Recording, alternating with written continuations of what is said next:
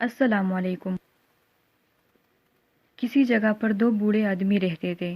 یہ بیچارے دونوں ایک جھونپڑی میں اس لیے رہتے تھے کہ بہت غریب تھے۔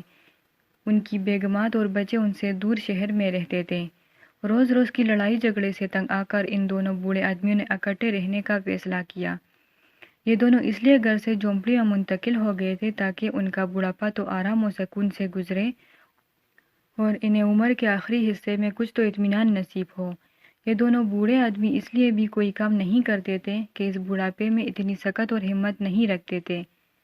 ایک دفعہ خدا کا کرنا ایسا ہوا کہ ان کی جگہ کے قریب مسجد سے یہ اعلان ہوا کہ کسی ماں باپ کا بچہ گم ہو گیا ہے اور جو کوئی اسے ڈھونڈ کر لائے گا اسے 50,000 بطور انعام دیا جائے گا۔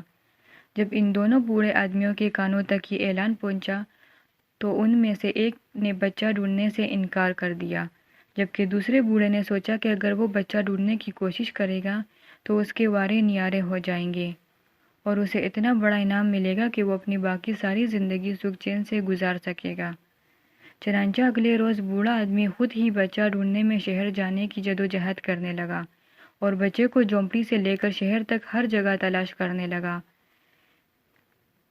اس دوران دوسرا بوڑھا آدمی جھونپڑی میں ہی رہا اور وہ سوچنے لگا کہ اگر اس کا دوست دوسرا بوڑھا آدمی اپنی کوشش میں کامیاب ہو گیا تو وہ اپنا نیا گھر بسا لے گا، مگر اسے ناکامی سے دوچار ہونا پڑے گا۔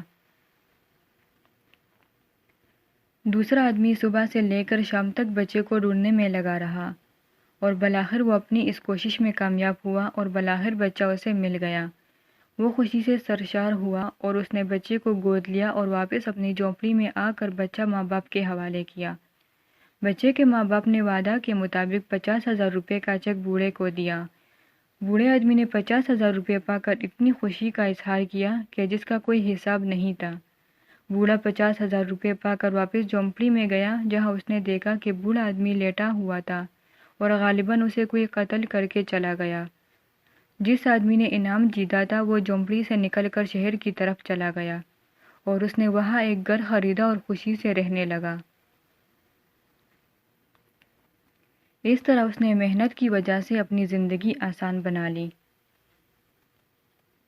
مزید ویڈیوز دیکھنے کے لیے ہمارا چینل سبسکرائب کریں۔